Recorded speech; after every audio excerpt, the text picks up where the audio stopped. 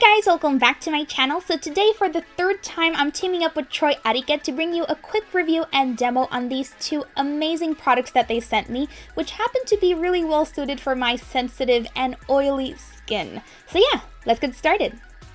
So first up, we have the Oil Cut Cleansing or Cleanser, which has main ingredients like papaya, aloe vera, and usney extract. Now this is a gel-like cleanser that is perfect for acne-prone and sensitive skin because it's so gentle.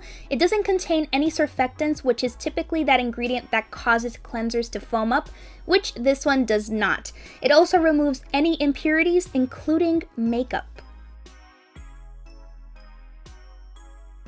Now moving on to the TOC Toner, which main ingredients include Centella asiatica, sulfur, salicylic acid, glycolic acid, and hyaluronic acid.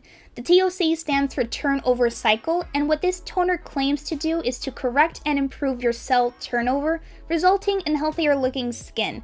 Now once again, I think this is a very gentle and refreshing product, and you could apply it one of two ways, either with clean hands or a cotton pad.